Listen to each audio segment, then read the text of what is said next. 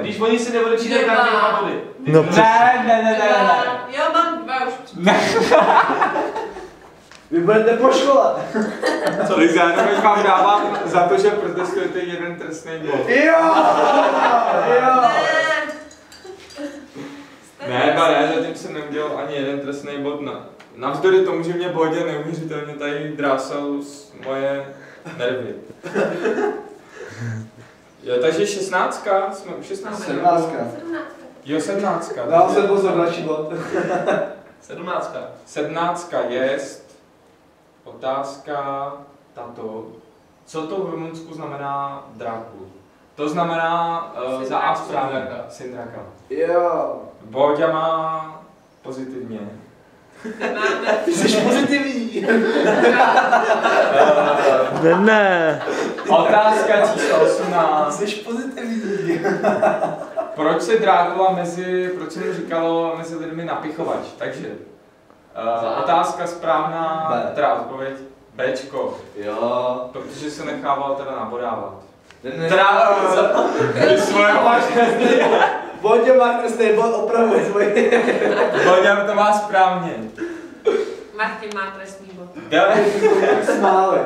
Martin se rozdělí o čokoládu. Otázka číslo 19.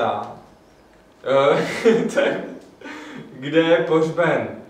Takže nikoli u Nikola Šuhaje, ale za B to znamená v Rumunsku u jezera Snagov. Boďa má opět pozitivní. Jsi pozitivní, Bodě, prostě. Boďa je megálně odpověď. Jsi pozitivní. Otázka číslo 20. Která potravina nedělá Drákulovi dobře? Česnek. Za A česnek. Česnek. On nechce vidět. A on nebyl vegetarián, že by mu třeba taky dlubna dělal nějak... To se ještě dozvíme. 21. otázka zní. Sakra. Kdo se stává upírem? Tady jsou odpovědi správně všechny, jo. Děláš srandu, ne? To znamená Sebevrah není pouštěn do nebe, ale není dělaný upírem. Sebevrah taky není. Tohle to mám z oficiálního testu na internetu. A to je jedno, já jsem byl s knězem, sebevrah není spouštěn do nebe. Vážně, sebevrah není spouštěn do nebe. A Bčko bylo co? Bčko. Čarodějnice. Čarodějnice, to je samozřejmě není. No, tak jako... Pozor. Budu s tebou teď oponovat ti, jo, protože je to hrozně těžký, protože tady to, já mám teda i z Wikipedie a tuším, že to je z Wikipedie tam píše každý, víš co, to máš takový... A tam jde o to, že záleží, jak to vnímá který slovanský národ, jo. A právě, že... jakože Češi to brali tak, že to byl... No, ale právě, Češi nějak to brali, ale pak jsou i další národnosti, který to berou zase jinak. To je dobrá otázka toho. U mě je to mix. Tak to je zase sporná otázka. A ty si dal co? Ty dal Cčko. Cčko. Tak žádný minusový body. Ale chtěl jsem mít 3, veď? My chtěli taky 3. No tak můžeme tu otázku ještě vypustit, jak chceme. Ne, dobrý. Dobře, takže ji uznáme, jo? To znamená, většina je proti tobě. Dobře, ale budu prostě podporovat pořád. Ne, já bych prostě demokratický systém, jasný. Ne, náš komunismus prostě. 20. To znamená, to je B7, Bodě tady má bohužel jenom jeden bod, no. Co máš taky Cčko? Bčko. Jsme u otázky 22 a to je ten Dampír, jo? Takže správně je odpověď C. No, protože jsme tady debatovali tím jasný, já věděl, jak na to přijít. Já jsem mu oporoval, tím pádem on řekl, že si to našel na internetu. Sakra. To si nešlo. No prostě,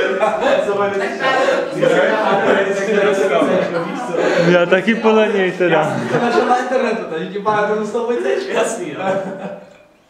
Tak Boďa tady udělal trošku chaos, ale to je jedno. Takže 23, tam je to odpověď ano, ne, jo. To znamená, upíři. Říkává se, že ne, ano, ne. Mají silné tužby, takže ano je správně. Sexuální devianti. Tady si nepočítejte trestní body, tady prostě dejte bod, jestli odpovíte správně, jo. Takže Bodě má 0, bohužel. Za B. To je krásný jízel. Spí ve dne. Bodě má správně. Za C. To v pořadí 7. dítě, ocásek, kopyto a tak dále, tak je správně.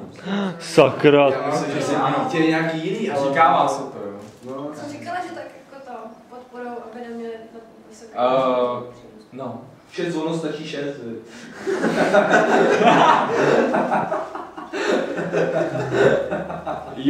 Jo, specialita tady ty legendy je teda, myslím, dokonce u romských dětí, jo.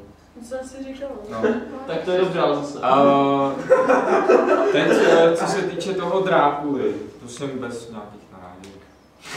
My posloucháme Drákula, no.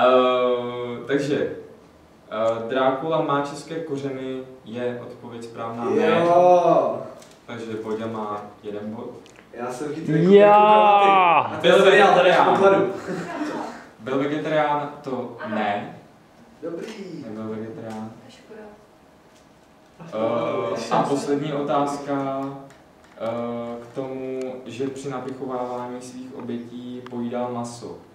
To je, ano. To znamená Bodě 0. Okay. Tak a poslední, to je ta obrana proti těm... Černá magie. B. Takže správně jsou za A To bylo co? hostie. Takže ochrana, že se můžu ochránit teda proti něm hostie, i za B je správně, zabodnutí kvůli mrtvému.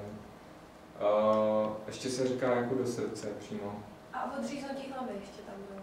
Useknutí hlavy taky no. Ale Ale to tady nebylo jako v možnostech.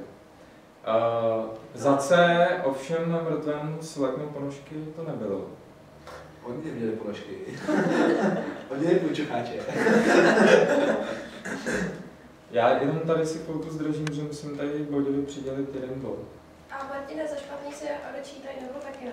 A za špatný, když zvolíte teď špatnou, tak jo. Jo. Když zvolíš, že se mrtvému sleknou ponožky, tak trestný bod. Jo. Jo. Ty jsi to zvolila? Ne. Za D.